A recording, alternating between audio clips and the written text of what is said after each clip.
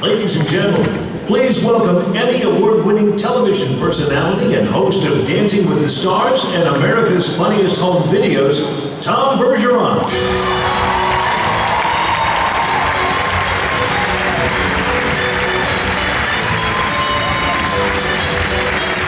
Thank you, that's very nice. Welcome to the 2013 Disney Legends Awards ceremony. This, by the way, this is the third time that I have hosted this event, and I do it, yes right, I do it for the pure pleasure. I ask nothing in return.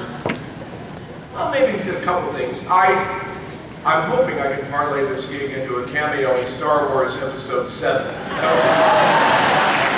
I could be a short Wookiee or a tall Ewok. Either one would be fine. It is truly wonderful to be back here with you to honor the thinkers, the visionaries, talented magic makers that have left incredible legacies that helped make the Walt Disney Company the leader in family entertainment. I'd like to introduce to you my co-host for this afternoon, the Chairman and Chief Executive Officer of the Walt Disney Company, Bob Iger.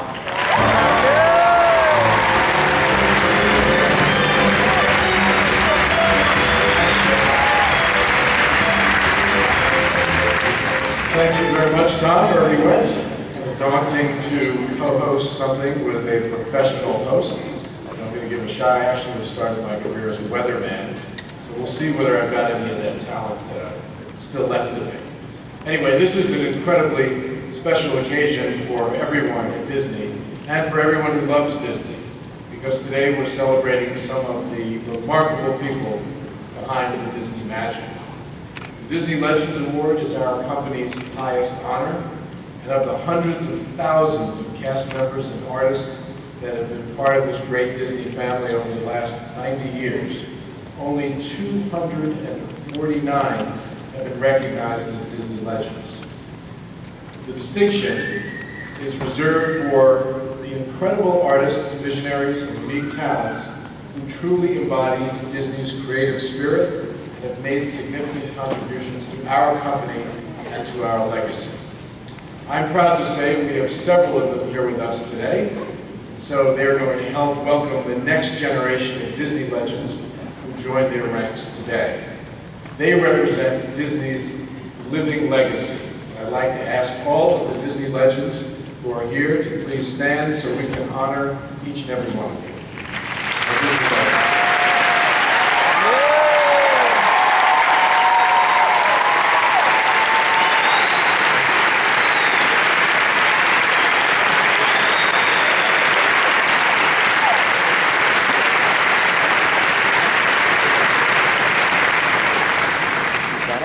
The Disney Legends ceremony has become one of our company's most meaningful traditions. It's a chance to honor the men and women who have made our past so glorious and our future so bright. And one of my favorite things about the D23 Expo is that it allows us to share this moment with thousands of Disney's most passionate fans. Our legends may help make the magic, but you keep it alive, and I know I speak for everybody at the Walt Disney Company when I say we really couldn't do this without all of you. Now, having you here for this ceremony makes this a true Disney celebration. So again, thank you all for coming to this. It means an awful lot to us, an awful lot to the legends that are here from the past and the legends that we're inaugurating or making legends today. And before we introduce this year's honorees, I'd like to take a moment to remember the Disney legends that we've lost since our last Legend ceremony 2 years ago with a special tribute. And although they will always be missed, they will never be forgotten as we continue to celebrate their lives and their legacies.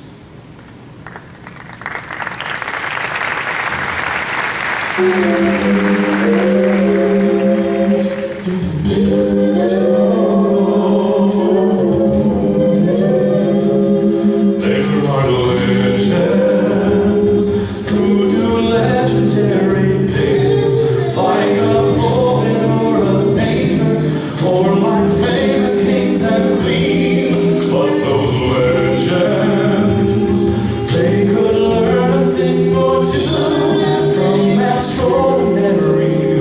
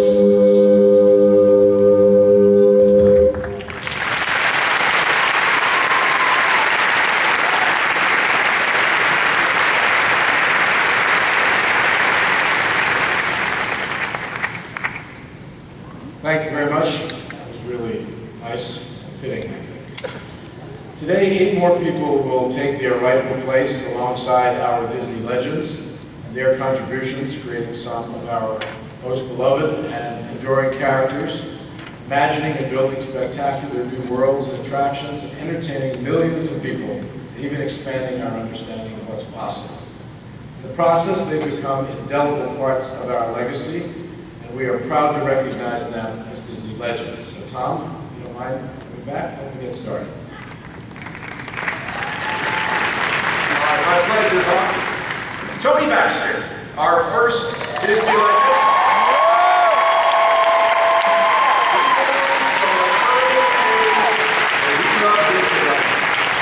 Born in Los Angeles, February 1st, 1947, Tony grew up in Orange County, California. It was the perfect time and place for a future Imagineer, allowing him to witness the birth of the theme park industry. He got his first job at Disneyland when he was 17, scooping ice cream at Disneyland's Carnation Plaza Gardens. Between 1965 and 70, Tony moved from scooping ice cream to operations, working in Tomorrowland and on a number of attractions, all the while spending lunches and breaks, poking around backstage, learning how things worked. When he showed coworkers a college project, his design for a theme park ride, his ingenuity caught the eye of park executive and Disney legend Dick Nunes. And the rest, as they say, is history. Tony became a Walt Disney Imagineer in 1970, soon shipped off to work on the 20,000 Leagues attraction in the soon-to-open Walt Disney World. What followed was a string of dazzling creations that helped define the modern Disney park landscape. Tony's teams developed Big Thunder Mountain Railroad, helped create concepts for Epcot Center's Living Seas and Land Pavilions, as well as the unrealized, yes, you can applaud for that, yes, as well as the unrealized Discovery Bay and Dumbo circus areas for Disneyland. Then, in 1983, Tony's team transformed Fantasyland into the fanciful and quaint village we know today. That same year, under Tony's leadership, the Journey into Imagination Pavilion opened became one of Epcot's most timeless and beloved attractions. Tony followed that string of achievements with even more iconic Disney theme park attractions, including, and please hold your applause to the end, Star Tours, Indiana Jones Adventure, and Splash Mountain. Now, experience spectacular storytelling and innovative ride systems, including simulator and enhanced motion technologies used for the first time ever in theme park attractions. These experiences are now some of the most beloved experiences in Disney parks. But perhaps Tony's magnum opus is Euro Disney, now Disneyland Paris, for which he served as executive producer of the entire park. Returning to the United States after the opening of Disneyland Paris in 1992, Tony started a redesign of Disneyland's Tomorrowland and an ambitious slate of projects to enhance the park in anticipation of its 50th anniversary and beyond. He led the team that reimagined the submarine voyage as Finding Nemo. Submarine Voyage oversaw the refurbishment of charming Sleeping Beauty Castle. A walkthrough attraction led the team responsible for re-envisioning great moments with Mr. Lincoln, with the most advanced and expressive audio animatronics character ever built. And just this year, he oversaw the wonderful new Fantasy Fair. Wow. Tom, there's more. Tony is one of those rare people who got his dream early in life. He was all of 23 when he was first sent to Orlando as an Imagineer. And he spent the rest of his career building the world's most fantastic playgrounds, as Tom just described, more commonly known as Disney theme parks. As Tom also mentioned, Tony's responsible for some of our most popular attractions on 3 continents. But he's also known and loved by some of Disney's most ardent fans as the guy who gave the world Figment and the Dream Fly.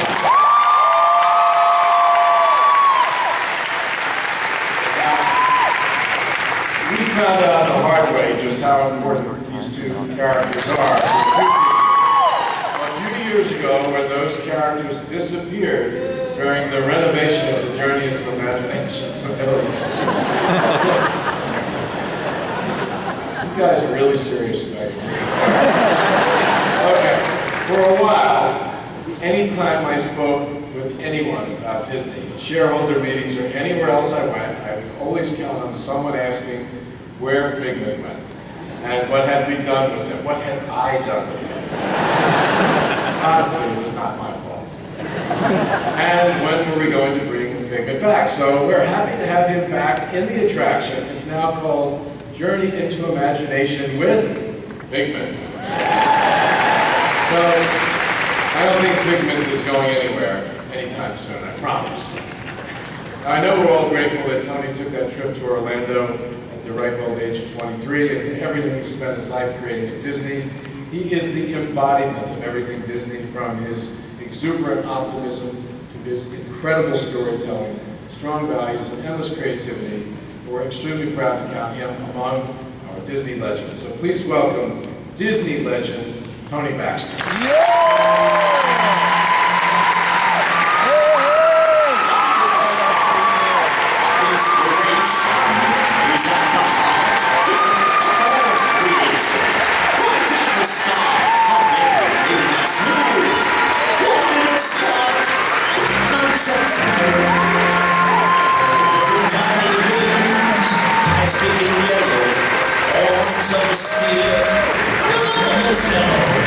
From head to tail, he's loyal, but your pigment, and if you've got a Figment, come on everybody, let's go! Response, imagination, that's how that You know, it's not fair to get emotionally hooked by that. Now, how do I talk? Fortunately, I wrote it because I knew that would happen. Thank you. And when are we bringing Dreamfinder back? Well, at this point, I guess it's okay to talk about the secrets for success. And that's what I'm going to speak about today. So bear with me. You know, at 12, you're clever enough to fully engage the wonder around you, but you're still naive enough to believe that everything you can imagine is possible. It's what gets imprinted in your mind at that year of being 12 that can guide your visions through the rest of your life. When I was 12, Disneyland unveiled a world that was made up of monorails and submarines and bobsleds, concepts that a 12-year-old growing up here in Orange County never dreamed he'd be able to interact with. In 1968, when Steve Jobs was 12, Kubrick's film 2001 opened a door to a future of talking computers where iPad-like devices served up content right along with dinner on the dining table. During my career, the movie Big became kind of a Bible. Written by Ann Spielberg and Gary Ross, it celebrates the creative importance of being 12. Big features a boy masquerading as an adult thrust into the creative heart of a toy company. It's a cautionary tale pitting corporate acceptance of childhood delight against the social norms and business protocol. I've been fortunate enough to spend my career in an organization that encourages that ability to dive back into childlike wonder with the hope that it's going to bring forth transformative thinking and playful ideas. And I think he is one of them. When Journey into Imagination's Figment asks, "What will we do next, Dreamfinder?" That is the child inside me living out that simple childlike, that's the child inside me looking for yet another challenge. In Star Wars, that's a surprise visitor here. Even though he's on the dark side, that's okay. In Star Tours, the original pilot, Rex, aims for the Death Star, hollering, "I've always wanted to do this!" And that's me, living out those simple childlike dreams and hoping that everyone on board shares them too. I really want to thank this organization for cultivating a place where it is okay to think this way. It has made it possible for me to take all of you along on some of the wildest rides in the universe. Cheers.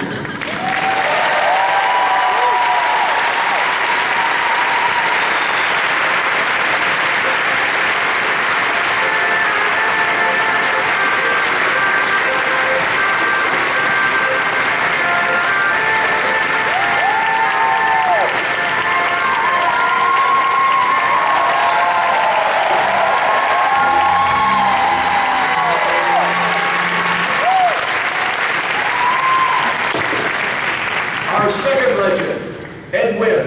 Once a comedian is a man who doesn't do funny things, but who does things funny. Ed did just that in a long career which led from the vaudeville stage to Broadway, radio, television, and the silver screen. Born Isaiah Edwin Leopold in Philadelphia, November 9, 1886, he was the son of immigrants. A youthful preoccupation with vaudeville led him to run away from home at age 15 to join the Thurber Nasher Repertory Company. But the company soon folded, and Ed found himself back home selling hats for Dad. Within weeks, he hit the road again, headed for Broadway, dropping the name Leopold out of respect for his father, who disapproved of show business. He split his middle name in two and became Ed Wynn. Success came first in an act alongside fellow comedian Jack Lewis and then in solo skits. By the age of 19, Ed had become a vaudeville headliner. Impresario Florence Ziegfeld signed him for the Follies in 1914, but by 1919, he found himself blackballed for supporting an actors' strike against unfair working conditions. With his own money, he put on Edwin's Carnival, which proved a major hit in 1920. Other shows followed, including his most famous role in 1921's The Perfect Fool. Ed wrote, produced, and starred in the show, which ran for 256 performances on Broadway. He introduced material that he would revisit for the rest of his career. Radio fame came too, when he starred as Texaco's The Fire Chief from 1932 to 35. In 1949, he took to the airwaves with The Ed Wynn Show, one of the first televised variety shows. The program earned him an Emmy Award in 1950. In 1951, Ed first joined the Disney family, providing the manic and utterly unforgettable voice of the Mad Hatter in Alice in Wonderland. Ed returned to his comedic roots in 1961 as the toy maker in Disney's Babes in Toyland, a role that generations of baby boomers remember most fondly. He also appeared in several other beloved Disney classics, including That Darn Cat, Those Callaways, and The Gnome Mobile. He even appeared on Disney's Wonderful World of Color series in various roles. And then, it was Mary Poppins. Ed's role as Uncle Albert, an eccentric man cartwheeling in the air just beneath the ceiling in one of the film's most spectacular, hilarious, and unforgettable scenes, is something we'll never forget. Spectacular, hilarious, unforgettable. Three perfect words to describe Ed Wynn.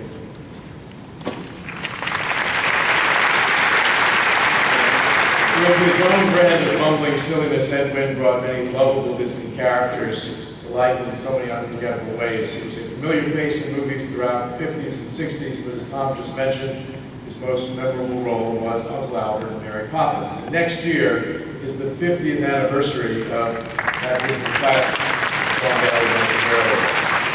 The fact that we're still watching and enjoying that movie half a century after it was released says a lot about the power of a timeless story brought to life by incredibly talented artists like Ed Wynn. Like his character, Ed loved to laugh, made the rest of us laugh right along with him. And even though we lost him in 1966, the laughter lives on, as does his Disney legacies. In the spirit of the late, great Ed Wynn, and in honor of his first Disney role as the Mad Hatter at Alice in Wonderland, I'd like to mark his induction into Legends, Disney Legends, by wishing everyone a very merry unbirthday.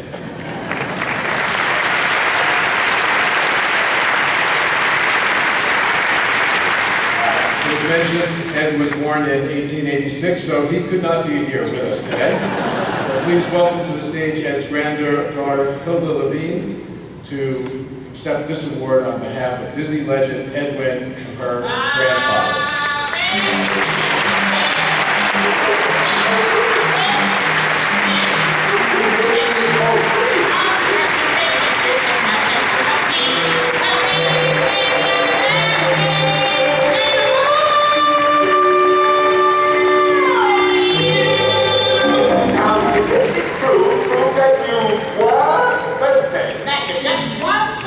Every year. But there are 364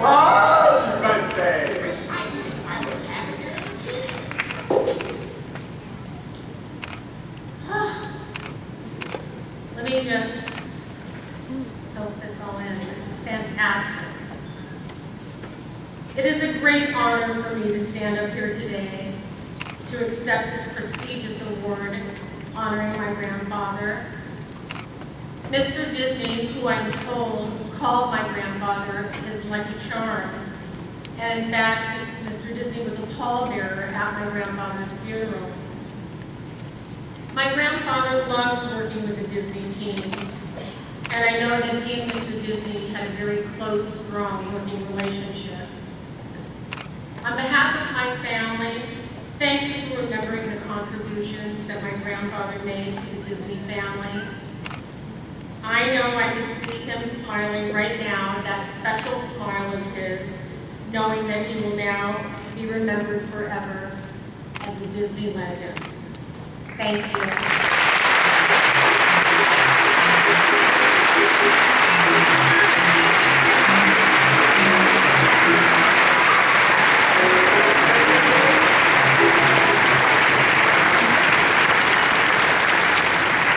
Our third Disney legend, Colin Campbell, once said at his time with Walt Disney Imagineering, "I love the variety of things you've become involved with here." In his long career at Disney, Colin managed to have a far-reaching influence on projects ranging from animated classics to legendary theme park attractions. And in his spare time, he even mastered the bagpipes. That's variety. After holding various entry-level jobs at the Walt Disney Studio during high school, Colin attended art school and served in the Navy in World War II. In 1953, Colin found himself back at the studio, this time in the animation layout department as an apprentice, where he worked on a variety of notable projects that included Sleeping Beauty and 101 Dalmatians. His there's a 101 Dalmatians factor there. I think we'd have at least 101 of them, but there you go. His contributions reached beyond animated productions, however. Working with art director Bruce Bushman, Colin designed many of the iconic sets for the Mickey Mouse Club, including the Mouseketeer Treasure Mine and Dry Gulch, side of the weekly Talent Roundup. In late 1961, Walt Disney reassigned Colin to WED Enterprises, which was beginning production on attractions for the 1964-65 New York World's Fair. He sculpted cavemen for Ford's Magic Skyway, built models and sets for It's a Small World, and designed concept art for the Carousel of Progress attractions, which later found their way into Disneyland. Colin created concept paintings that assisted Walt in selling Disneyland to financiers in 1954. As an Imagineer, Colin began development on his first full-time assignment at Disneyland, the Enchanted Tiki Room. Working with Claude Coates, Colin helped develop Disneyland's Pirates of the Caribbean, or Caribbean, depending on how you like it pronounced, as well as designs for the fabled Club 33. For Walt Disney World, Colin developed much of the overall feel for the resort and Magic Kingdom Park. He created concept art for the resort hotels and the Fort Wilderness Campground Railroad. He also served as field art director on Tom Sawyer Island and designed the unique entrance and queue for Florida's Pirates of the Caribbean attraction. Teaming up again with Claude Coates, somebody actually cheered the queue line. That's good. Good. Colin exacted an early influence on many pavilions designed for Epcot Center and served on the ground as one of 3 Epcot field art directors. Later work included renderings and concept art for the Disney MGM Studios theme park and illustrations of a proposed 1920s-era Main Street USA for Disneyland Paris. After serving as art director for Typhoon Lagoon, Colin retired in 1990, only to return soon after to supervise a renovation of Disneyland's Tom Sawyer Island.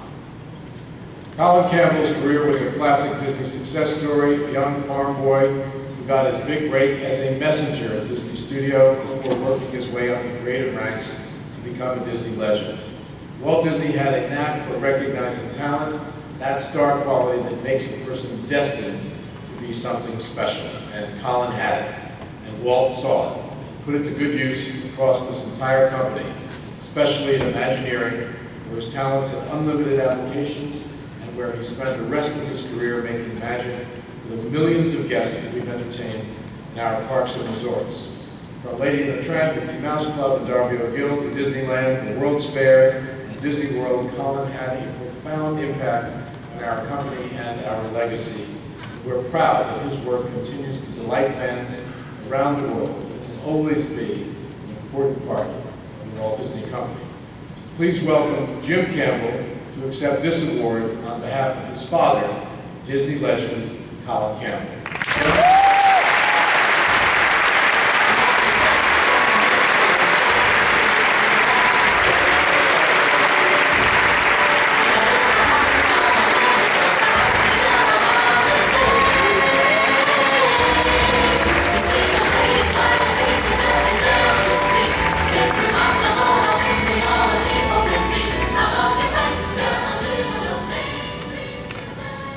Hi, good afternoon. First, I'd like to thank the Legends Committee for honoring my dad. That's why I wish he could have been here. Because of my dad, I spent a lot of my childhood in the Magic Kingdom. And I remember back in those days, I used to be able to take the monorail directly to the lobby bar in the hotel. Of course, I had no use for that in those days. You can imagine my disappointment when I came back as an adult to find I couldn't do that anymore. But I did discover something actually even better about the new design, the revamped hotel, and that's that a lot of Imagineering artwork, the concept art, hangs in the public areas there. And if you haven't already done so, I recommend highly that you prowl around the public areas and look for the concept paintings by people like Herbie Ryman, Mary Blair, and many others. I'll be back there looking for pieces that I haven't found yet myself.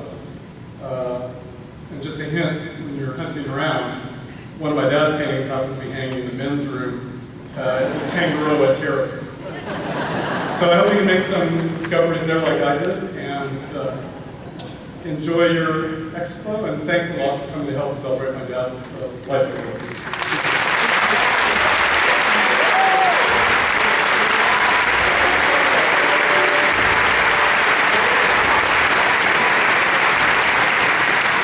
To be a voice actor for an animated feature is one of the hardest jobs in show business. Imagine, if you will, spending hour upon hour in a small square room with a window, a chair, a microphone, and a script. No sets, no lights, no magic, and yet, the really good ones bring forth the heart and soul of a character through their voice, connecting us to the story in a lasting and memorable way. John Goodman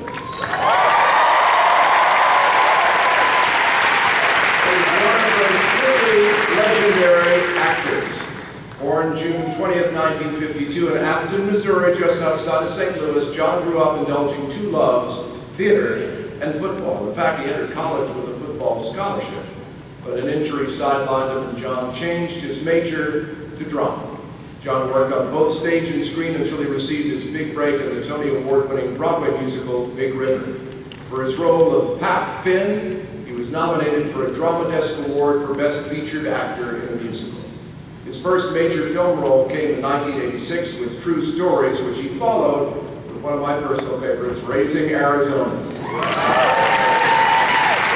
This would mark his first appearance in a Coen Brothers film, and he soon became a reliable member of their stock company of actors, appearing in Barton Fink, The Big Lebowski, Inside Vegas, and Disney's own Touchstone Pictures film, Oh Brother, Where Art Thou? And of course, John gave another tremendous performance in last year's Academy Award-winning film, Argo. John's career includes several Disney-produced films, such as the Hollywood Pictures film Arachnophobia and Born Yesterday, as well as Touchstone Pictures' Stella, Coyote Ugly, and Confessions of a Shopaholic. And of course, we all remember John as the affable, blue-collar everyman Dan Connor on ABC's Roseanne, a show that revolutionized the landscape. I first met John on the set of Roseanne at the end of its first season. I was actually in my first week as president of ABC Entertainment, and he and the rest of the cast and crew were celebrating their first year as a real hit. And I have a lot of great memories from my time at ABC, but one of the things that I'm happiest about is the network introduced millions of people to the exceptional talent and human being that is John Goodman. Roseanne was a great show for the network, especially because it gave us the great gift of John, who earned countless fans along with 7 Emmy nominations and a Golden Globe for his role as the head of the Connor family. John's been part of the Disney family now for almost 25 years, during which he's voiced several great characters for Disney Animation, and of course Pixar.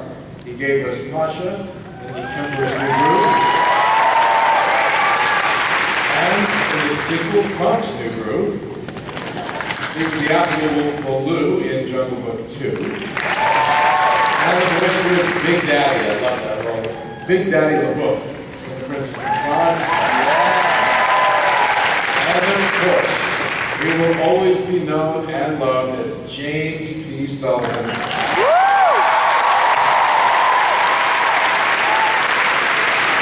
Sullivan to his friends at Monsters Inc. and Monsters University. I understand John drew from personal experience to play Sully.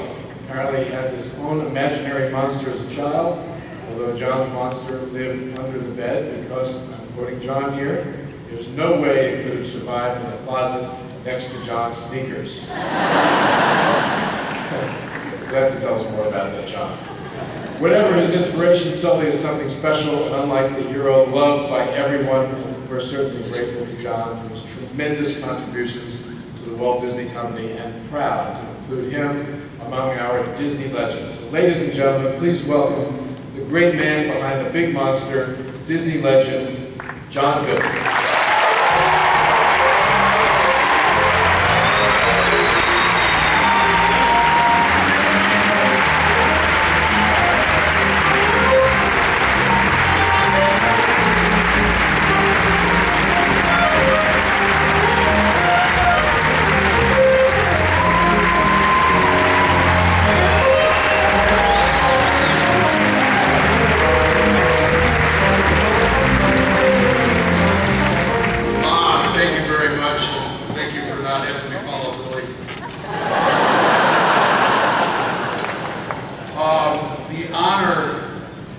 Here is actually being cast to work with Disney artists in the first place, the very apex of artistry and creativity, and it's a great honor to be chosen to do that. And this is a humbling, incredible experience.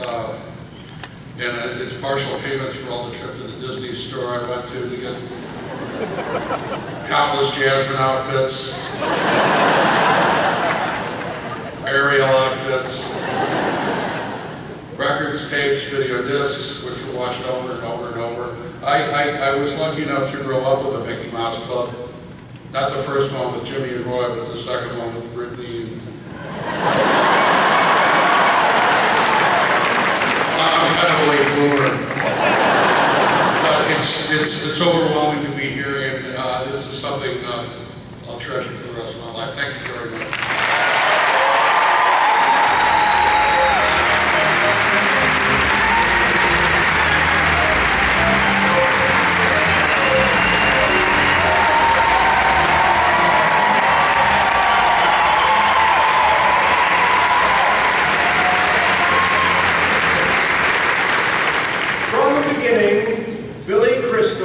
Drawn to life with a music promoter as his father, a legendary record producer as his uncle, and here's a piece of Disney trivia for you. A mother who once provided the voice for Minnie Mouse. He was steeped in show business from the beginning. Add to that two brothers who like nothing better than to join Billy in creating and performing the constant stream of comedic skits, and you have a childhood ripe with opportunities for young performing arts.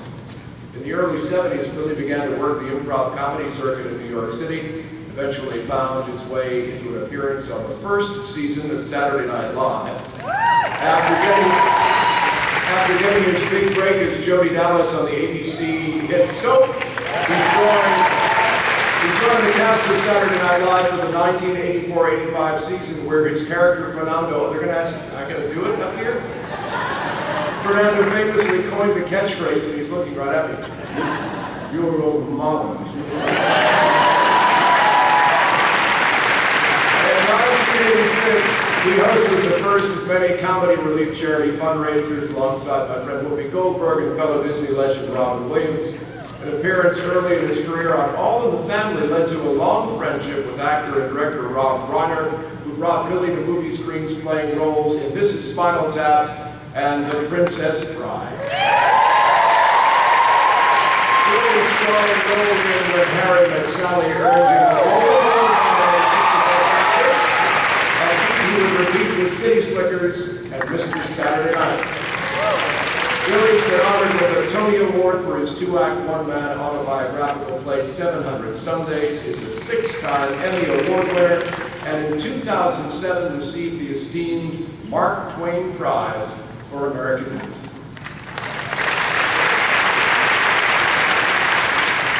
It's hard to even imagine a Sully without Mike, and thanks to Billy Crystal, we don't have to try. He's described his famous one-eyed alter ego as fast and edgy, speedy and nuts, aggressive and romantic, and positive, always with two claws on the ground. You can pretty much say the same thing about Billy as long as you added in a few other things like brilliant, insanely talented, and funnier than just about any other five guys put together. I first met Billy in 1990 when ABC asked him to host the Oscars for the first time. And he did it so well, ABC brought him back to do it again, and again, and again, and again, for a total of 9 times.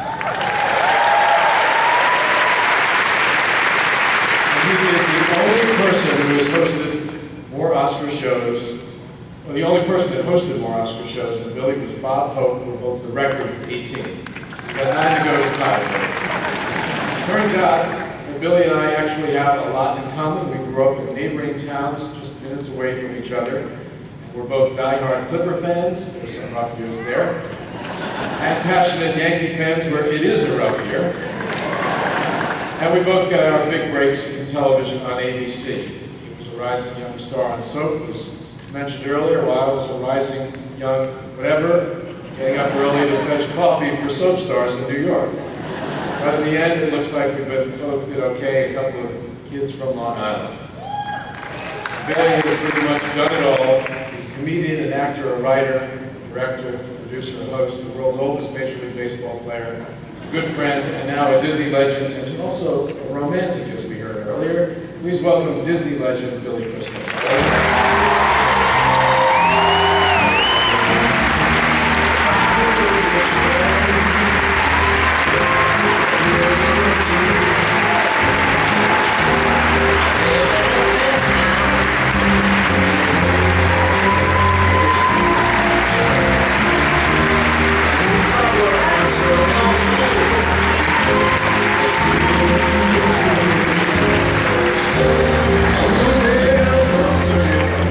Thank you. I thought I got that one.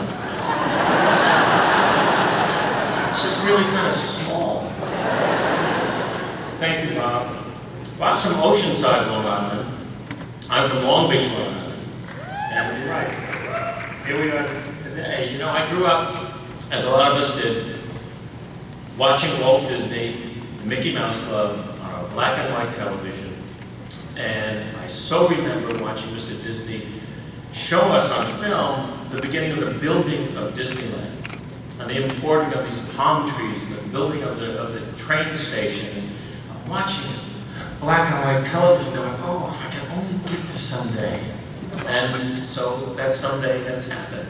And walking around the park last night with my kids and my grandkids, I got this very overwhelming feeling of being part of the Disney family. And it really means a great deal to me to be part of this group being called Legends. You know, it's an amazing thing. My favorite movie is Pinocchio. My favorite characters are Jiminy Cricket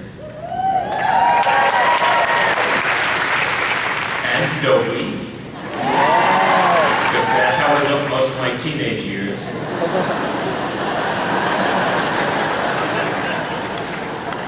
I had a crush on Beautiful Annette Funicello. I wanted to go to camp with Spin and Marty. But the great thing about all of these shows, and the important thing about all of these shows and why this award means so much to me, is that we all sat down as a family and watched them together. And now with the way that we watch television, the way the television is delivered to us, families very rarely sit down and watch the same show together. So I think that's a heritage, and I'm trying to, keep going with my family now, because it's so important that we do this together. I love being Mike Wazowski.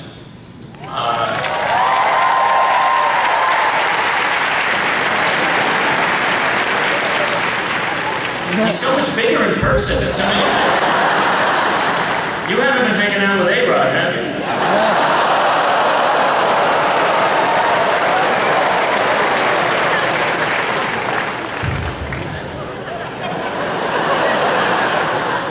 Like on steroids.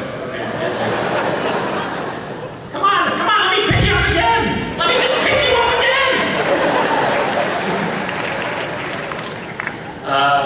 It is a joy that people have taken these two characters, and I say these two characters because John and I are very much a team in these movies.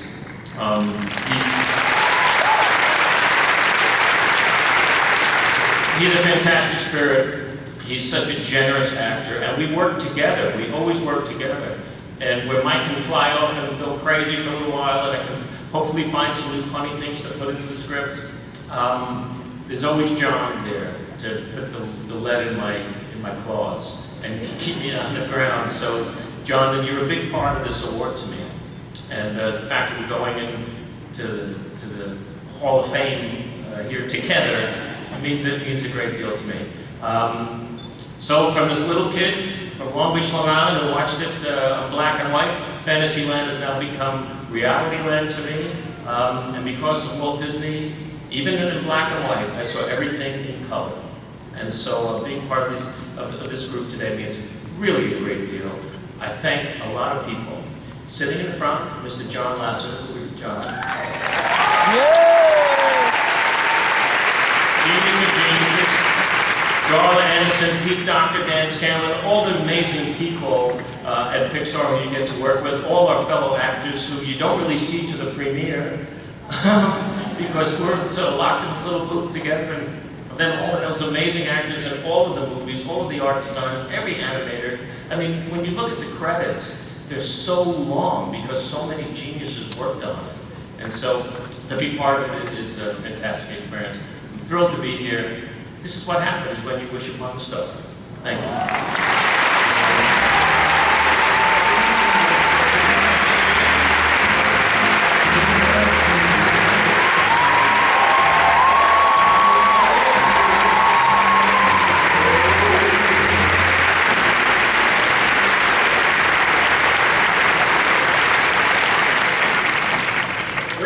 Names that, when mentioned, conjure images of music and pop culture for multiple generations. But if you hear the name Dick Clarke,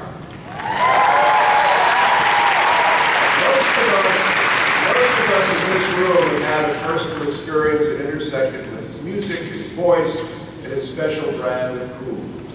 Dick broke into the broadcast industry at 17, working in the mailroom of an upstate radio station operated by his father and uncle. Before long, he was pulling on-air duty as a substitute announcer and weather reporter.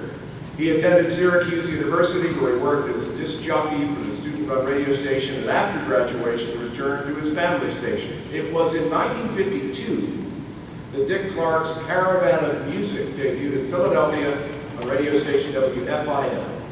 4 years later, Dick took over hosting duties of Bandstand, a daily afternoon dance show on WFIL's TV affiliate. Dick Clarke once recalled the time he was first offered hosting duties on the show that would become American Bandstand.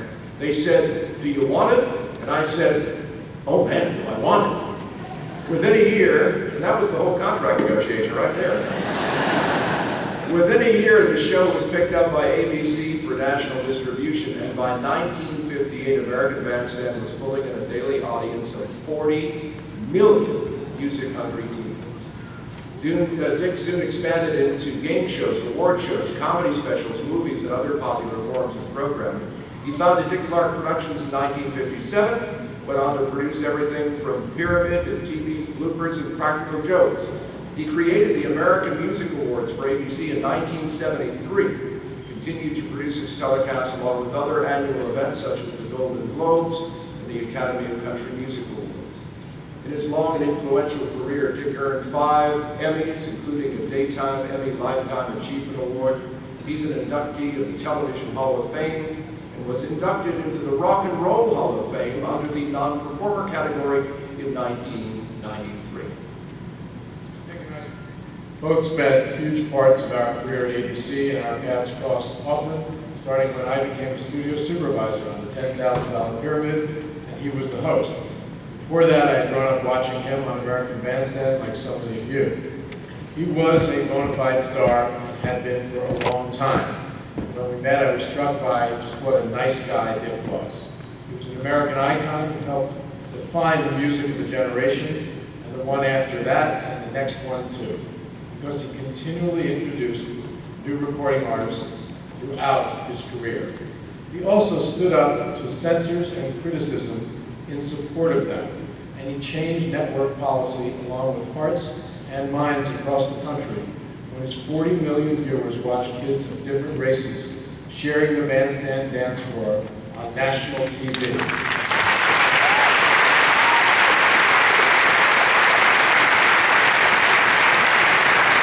Just think about that in the early 1960s in this country. Incredible, incredible thing for Dick to do. Dick Clarke opened the door to a new era, and he helped us celebrate the coming of each new year. New Year's Eve will never be quite the same and quite as rockin' without him. I was honored to know Dick, privileged to call him a friend. He was an extraordinary person who kept his finger on the pulse of our culture and never lost sight of what was important in life or in business. He is sorely missed by everyone who knew him. We are very proud to honor his astonishing career with the Disney Legends Award. So would you please welcome Dick's wife, Carrie, to accept this award on behalf of Disney Legends, Dick Clarke.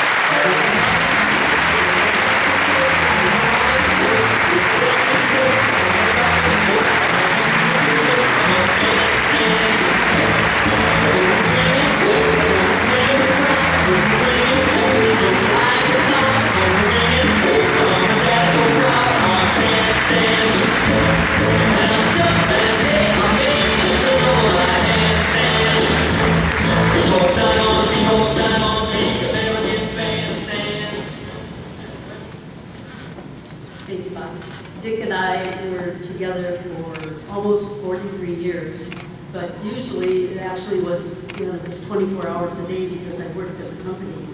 So I feel like this would, I can speak for him that this would be a very special year. Thank you. He got his beginnings, like they were saying, at ABC, doing American Bandstand. And that started it all for him. He, I guess, a reporter, he thought of American Bandstand as his 4th child. He always told people that.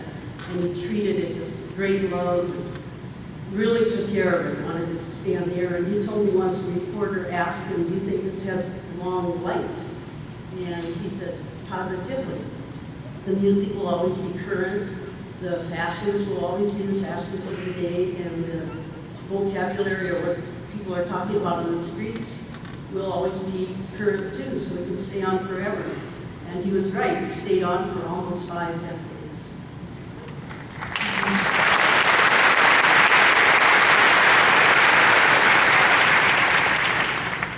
I hate to follow Billy Crystal. I don't know how I got so lucky. Anyway, I just wanted, his 2 sons are here with me today, Rack and Dwayne, they're both in the television business. And on behalf of their father, my husband, we all want to say thank you for this wonderful honor.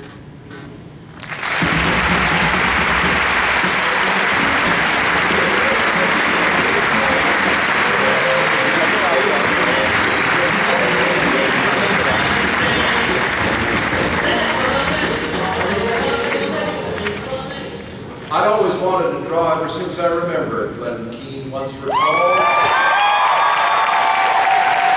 And as soon as he could hold a pencil, there was no stopping him. He had developed and devoted his life to art and an incredible career spanning almost 38 years as an animator. Born April 13, 1954, Glenn grew up in Paradise Valley, Arizona. His father, cartoonist Bill Keane, created the long-running Family Circus comic strip, and so sketch pads and freshly sharpened pencils were never difficult to find around the house. The elder Keane based the strip on his real-world family, with Glenn providing the inspiration for young Billy. Torn between his love of football and his desire to become an artist, Glenn eventually decided to attend the California Institute of the Arts. His initial goal was to pursue a course of study in the fine arts, but when wires got crossed, he wound up being enrolled in the film graphics program as an animation student. Despite not knowing anything initially about animation, he soon embraced the art form. As a summer job, Glenn spent 3 months working at the Filmation studio, and in 1974 was accepted as a Disney animator. Glenn found himself one of a new generation of animators, brought in to be tutored under Walt's remaining veterans as they approached retirement. He learned from the masters, including Disney legends Eric Larson, Frank Thomas, and Ollie Johnston. Their lessons served him well on his first major assignment, assisting Johnston in drawing the little orphan girl Penny for the 1977 film, The Rescuers. He followed this with work on Elliot the Dragon for Pete's Dragon, and earned praise for his work on the thrilling battle scene with a towering grizzly bear at the climax of The Fox and the Hound. Glenn's body of work includes The Little Mermaid, for which he animated the heroine, Ariel. This demonstrated successful projects for which he animated memorable characters such as the Golden Eagle Marahoot in The Rescuers Down Under, the imposing Beast for the Beauty and the Beast, and the proud and noble Pocahontas. Glenn also tackled the title character for the 1999 film Tarzan and animated the roguish John Silver for Treasure Planet. In 1996, Glenn began work on a retelling of the Rapunzel story, which he would develop over the next decade. This project became the 2010 hit Tangled, for which he served as executive producer, animation supervisor, and directing animator for the character Rapunzel. Glenn was the recipient of the 1992 Annie Award for Outstanding Individual Achievement in the field of animation for his work on Beauty and the Beast, and in 2007 received the prestigious Winsor McKay Award for lifetime contribution to the field of animation.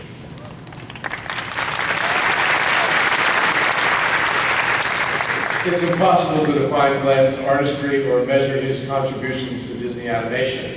And even among the world's greatest animators, he stands apart. Glenn draws, and he does it with such talent and such heart, his creations come to life, with great soul and depth and wonder. There is something truly magical about creating life with nothing more than a pen and paper. Glenn spent his career at Disney doing it over and over and over again. Even though he retired last year, he keeps on drawing because it's just who he is. And he keeps mentioning new artists, mentoring new artists, sharing his gift and ensuring his particular brand of magic can continue. And for that, we are all grateful. Glenn was a creative force behind an exceptional era of Disney animation, a period fondly called our second golden age, giving us extraordinary characters and stories. He says his inspiration for some of his most famous works came from the people he loves most, and that's his family. And some of Ariel's most important characteristics came from Glenn's wife. How do you explain that? Tarzan's grace, surfing through the vines, came from watching his son on a skateboard. His inspiration for Rapunzel came from his daughter. Glenn always says he put a bit of himself in the Beast. It must be the character's compassionate side, because aside from his formidable artistic talent, Glenn has always been known for his gentle ways and his infinite kindness. Glenn represents the best of Disney animation, and quite frankly, the best of Disney, period. We are forever in his debt for giving us some of the most beautiful and most memorable characters ever drawn. So ladies and gentlemen, please welcome the true Disney artist, Disney legend, Colin Campbell.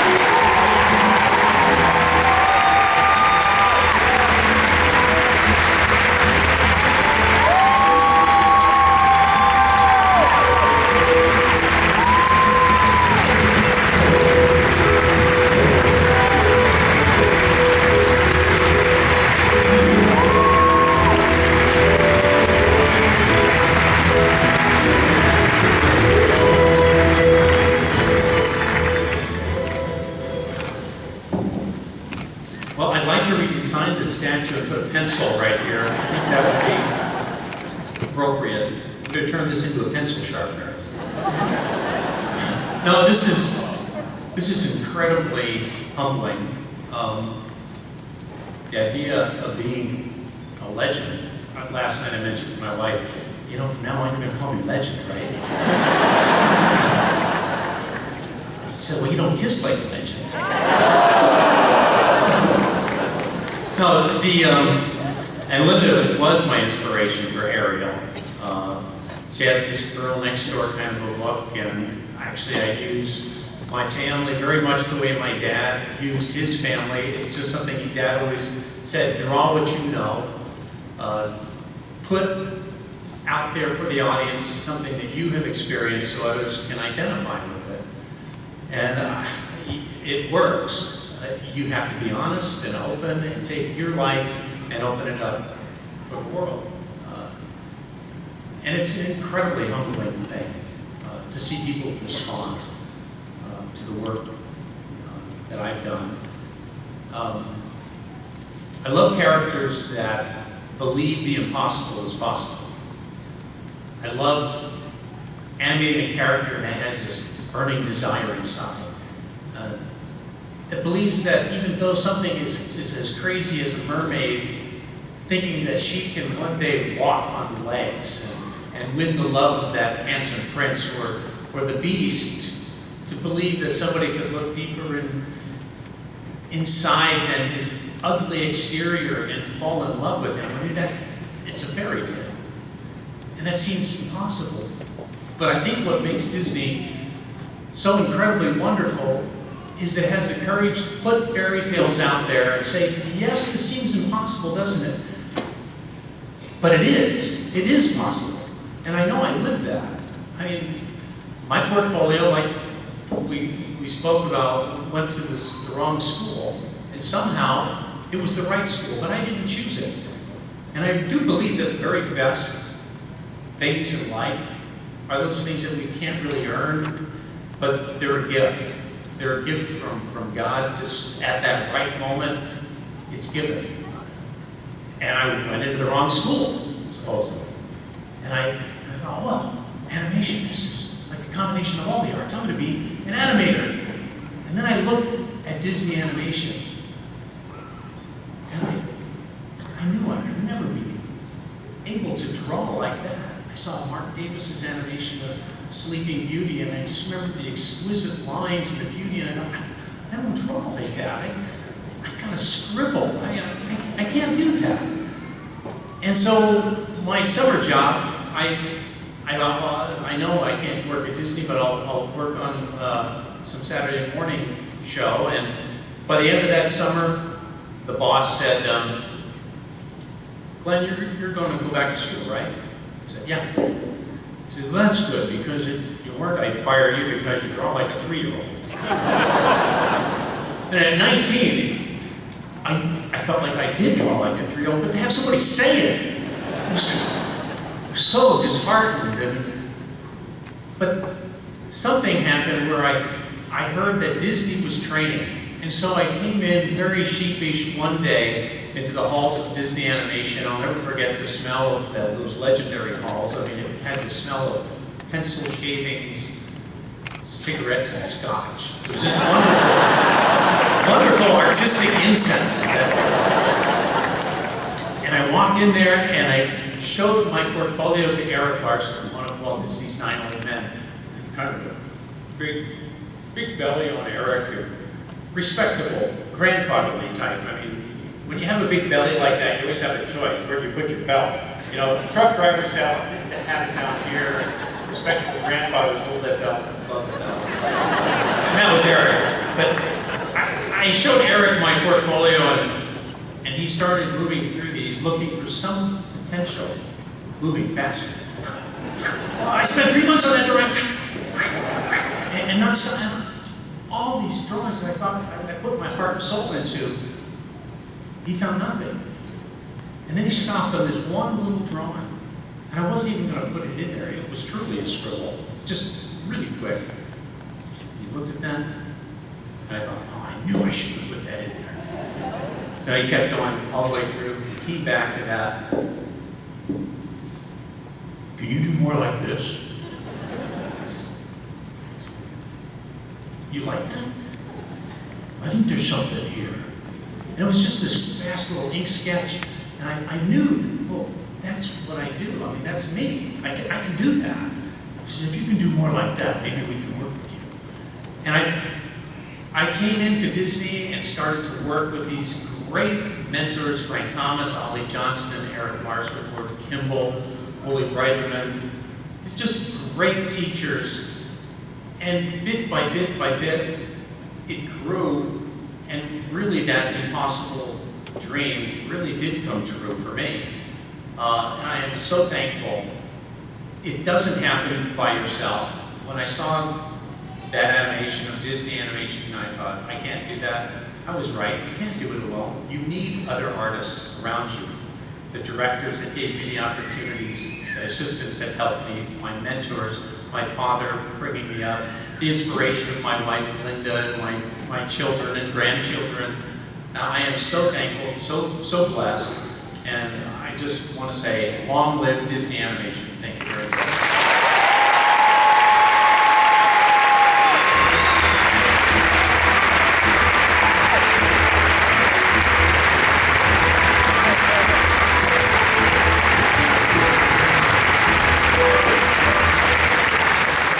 When you talk about the power of suggestion, I have this real urge to smell pencil shaving, cigarettes, and scotch now. There are few of us on this planet who can live each day without being affected by something Apple Chairman Steve Jobs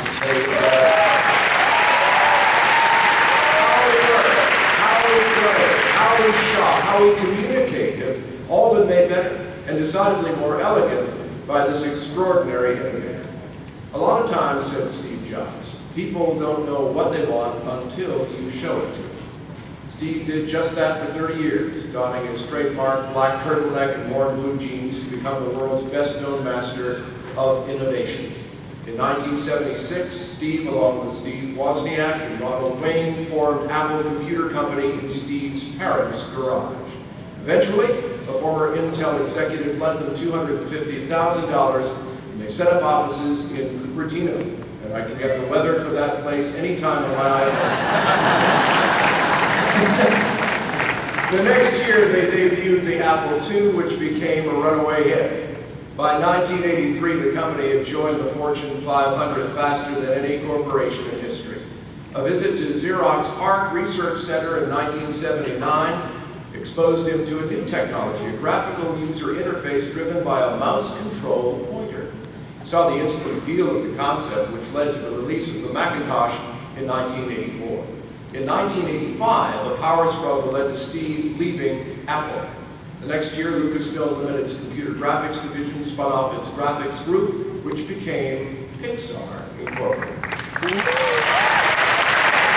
With a $10 million investment, Steve became Pixar's primary investor and eventually its chief executive. The company spent the next several years developing cutting-edge rendering hardware, waiting for technology to progress to the point where computer-generated feature films would be feasible, which eventually resulted in 1995's Toy Story. Steve is credited as the film's executive producer. Disney has consulted on and distributed all Pixar features ever since and acquired the company in 2006. Steve returned to Apple in 1996, became CEO in 2000. When the Walt Disney Company acquired Pixar in 2006, Steve became the company's largest shareholder overnight, joining the board of directors in 2006. You remained a valuable advisor in the years that followed. Steve Jobs passed away on October 5th, 2011, after a long battle with pancreatic cancer. And this particular award is rather personal to me because Steve was a dear friend of mine, and I'd give anything to be presenting this to him in person today. We all know that the world lost something extraordinary and irreplaceable when we lost Steve. He was a visionary who was never content with the status quo. He was always looking for the next big idea that would open up new doors and lead us all down new paths. He was a genius in the purest sense of the word, one who defined a generation and changed the world, and whose ideas continue to influence the way we think and the way we live. He was brilliant and passionate and challenging because he wanted us all to think bigger and to move faster and to be better than even our previous best. He was actually one of the first people that I called when I found out that I was going to be Disney's next CEO. I called my family first, and then I called Steve, even though I really didn't know him that well. You remember we were at a critical crossroads at the time, and I wanted to make sure we took the right path. Animation, as I said yesterday, has always been the heart and soul of Disney, and for that to remain true, I felt we needed Pixar to be part of our future. And I will always be grateful.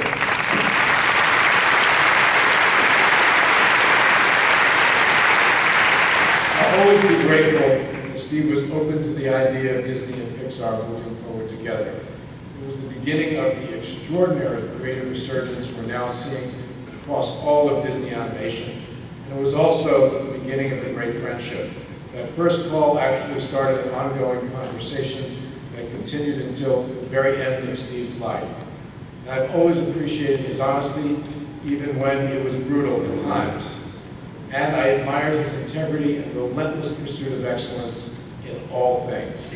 For 6 years, he was a true Disney champion, trusted advisor, and a great sounding board. He was a valued member of our board who served Disney exceptionally well, and we were lucky to have the benefit of his perspective and wisdom. I was honored to know him. I'm proud of what we achieved together, and I'm very happy to know that he will always be remembered as an important part of Disney's legacy. He was known for his big ideas, his ability to stay focused on the stuff that really counted. And for him, the thing that always counted most in life was his family. He was a loving husband and a devoted father and a great friend to many, and I know we will all miss him terribly. Ladies and gentlemen, please welcome John Lasseter to accept this award on behalf of Disney legend, Steve Jobs.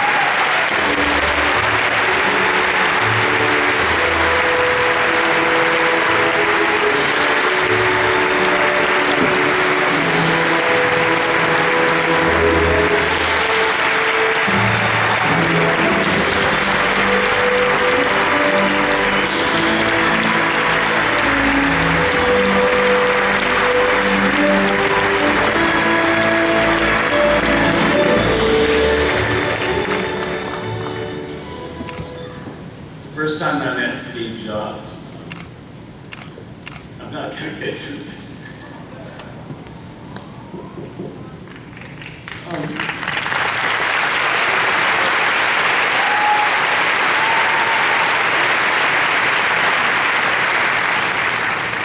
First time I met Steve Jobs as a potential investor coming into the Lucasfilm computer division. I was the only animator there at the time. In fact, to even hide the fact that our division had an animator, they called me the interface designer. And at that time, in 1984, no one had a clue what an interface was. So, but as Steve came through, he was still working at Apple at that time, and he saw something in this small group of 40 people. He saw something really special, and he came back to the board at Apple and said we should buy Pixar. And it didn't happen, they didn't agree, and soon after that he was fired from Apple, the company he started. Well, it didn't take long for him to open his own personal checkbook and buy Pixar himself. In the beginning, Pixar was a technology company, and I didn't have a lot to do with Steve.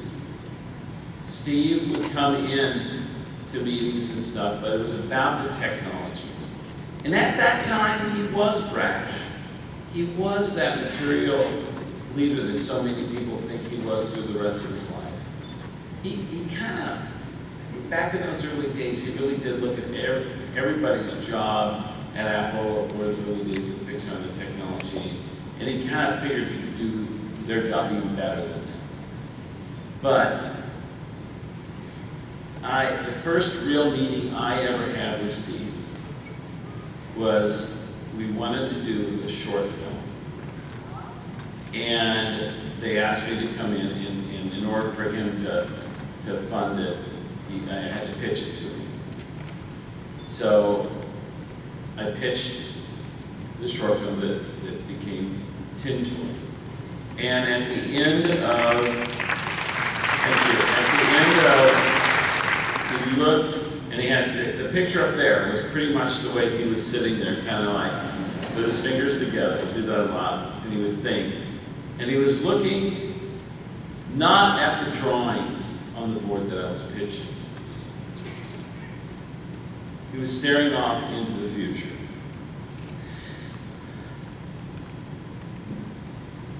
At the end of that meeting, he asked me to do something. And it's the only thing Steve ever asked me to do. He said, John, make it great. Tin Toy went on to win the Academy Award for Best Animated Short Film that year. And it was the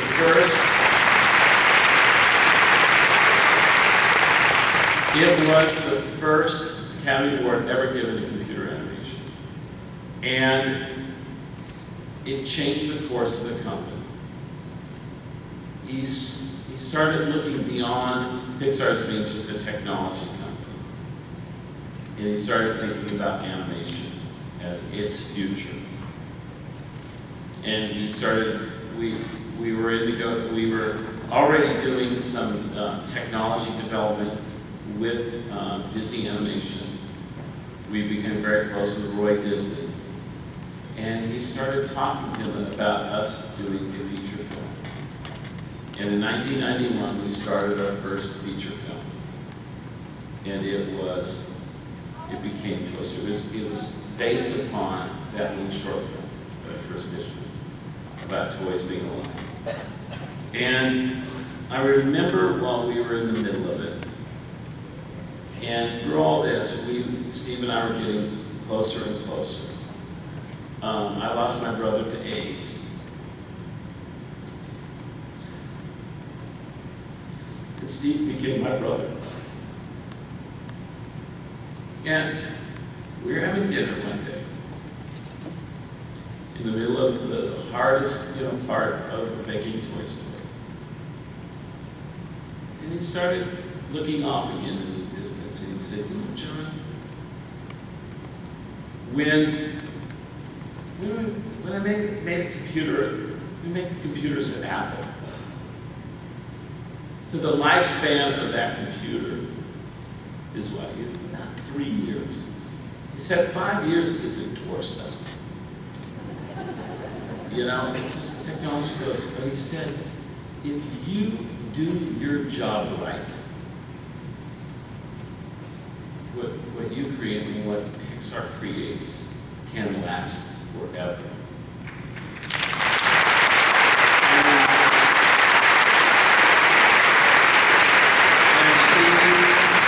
And he's right. We talked about it, and he goes, well, think about it. Name another movie that was released in 1938 that is watched today and will be watched as much off in the future for future generations as Snow White and Seven Dwarfs. And he was right. And I was really moved by that. I mean, to be honest, it was hard enough making the movie, and now all of a sudden this whole future thing landed on my shoulders. Thanks, Steve. But he also saw the vision of this new technology. Steve, and during this time, Steve changed. He got married to his wonderful wife, he had his children, he became a family man. And I think that he saw in the artists at Pixar, he saw that he can't do what all those artists did. And during this time away from Apple, he started recognizing the importance and the value of all the creativity of all the other people around him, how great they could be. And he became this unbelievable leader, leading us, challenging us constantly challenging us to shoot way beyond what we thought we could do.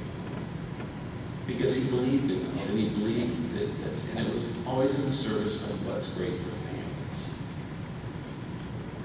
And so, I'll never forget this day. It's one of the most special days in our relationship. He came to Pixar Special to see me. And then pulled me aside, just the two of us in a room. And he said, Apple has asked me to come back as their CEO. He had recently sold his company next to Apple. And he said, I want to ask your permission to do that. Because Pixar is so important to me. But I want to ask your permission. And I was so touched by this. And I asked him, we talked about it, and he said, the reason why I really need to do this is I feel like the world is a better place with Apple in it.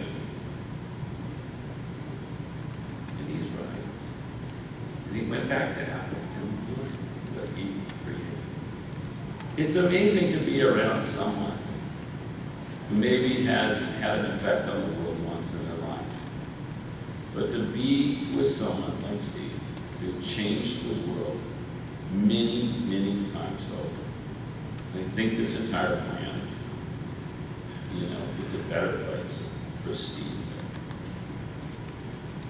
Steve's family, Lorene and her kids, thank you so much for adding Steve to the amazing list of Disney legends. They will cherish this for the rest of their lives. Thank you very much, and thank you, Steve.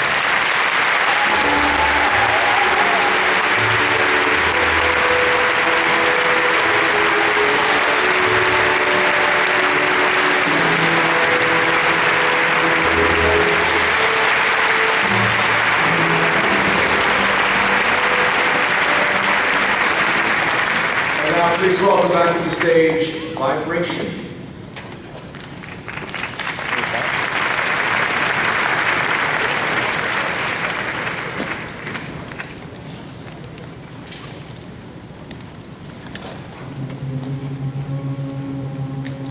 No second star to the right shines in the night for you,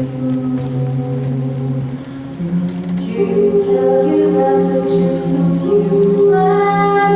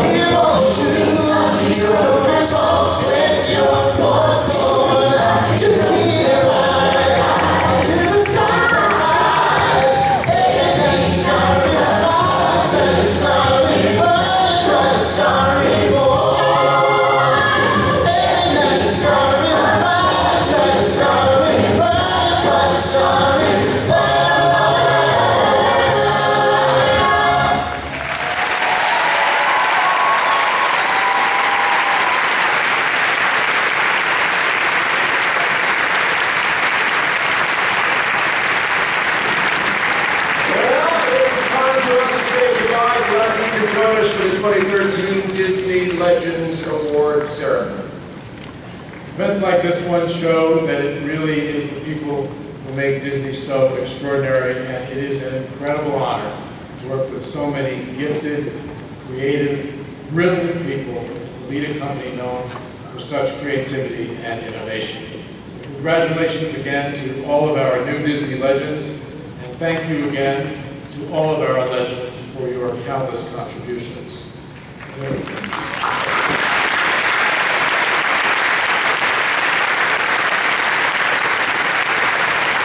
I say the obvious when I say that Disney means so much to millions of people today because of all of you. And I'd also like to thank Tom Bergeron, one of the best and busiest hosts of television.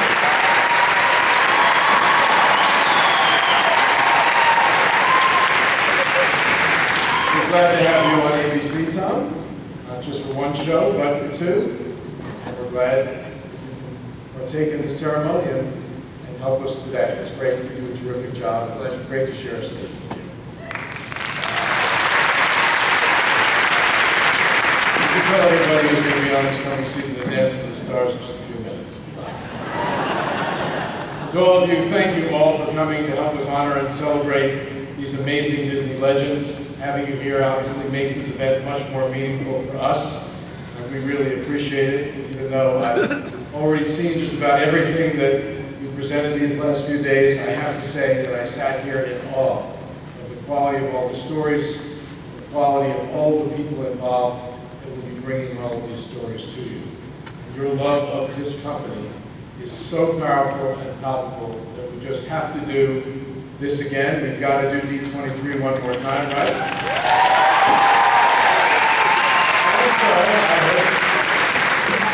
Not only you've had a great time so far, but you're going to have a great time for the rest of D23. And for me, I will see you at the next D23 Expo 2015.